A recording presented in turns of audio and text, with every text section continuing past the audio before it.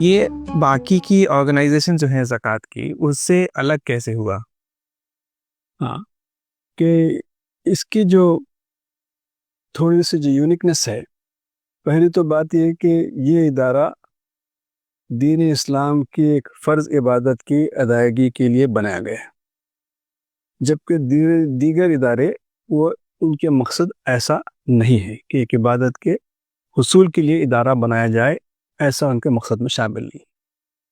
دوسری چیز یہ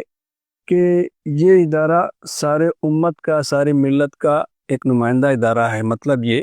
کہ ہر کلمہ گو اس ادارے کا پارٹ اینڈ پارسل بنتا ہے۔ تو یہ ادارہ نہ تو انڈیویجول فیس پر چلنے والا کوئی ادارہ ہے، نہ فیملی لیڈ ادارہ ہے کہ کوئی فیملی اس کو چلا رہی ہے، اور یہ ایسا ادارہ نہیں ہے جو چیریٹیبل سیکولر ادارہ ہے کہ ایک ایسا ادارہ جہاں پر زکوٰۃ بھی لی جاتی ہو اور ڈونیشن بھی لیے جاتے ہوں، سود کا پیسہ بھی جو بینکوں میں پڑا ہے وہ بھی لیا جاتا ہو، یا CSR کی رقم بھی لی جاتی ہے، یہ سب ملا کر کچھ چیریٹی کا کام کیا جاتا ہے۔ تو وہ ادارے اور یہ ادارے میں بہت بڑا فرق ہے، جو ایک عبادت کی حیثیت سے اس کو ہم نے بنایا ہے، اسی طرح اس کو رجسٹر کرایا ہے۔ دوسری بات یہ ہے کہ یہ پین انڈیا ادارہ ہے کہ یہاں پر یہ ہندوستان بھر کے مختلف مقامات پر اس کے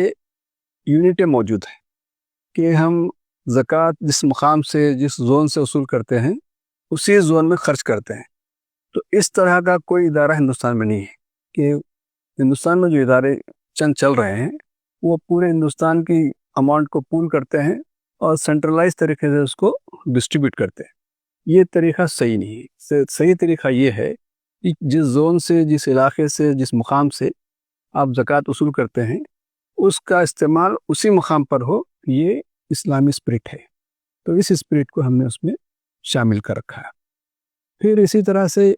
ٹیکنالوجی کے لحاظ سے یہ زکوٰۃ سینٹر کے پاس بہت ساری ایسی اپ گریڈڈ ٹیکنالوجیز موجود ہیں، جس میں مانیٹرنگ مینٹرنگ کا کام، اکاؤنٹنگ کا کام، ٹرانسپیرنسی کا کام، یہ سب اس میں ہوتا ہے۔ تو اس لحاظ سے زکوٰۃ سینٹر انڈیا دیگر اداروں کے مقابلے میں یہ شریعہ کمپلائنٹ ہے اور اپنے گولڈن پیریڈ کو ریپلیکیٹ کرنے والا ادارہ ہے،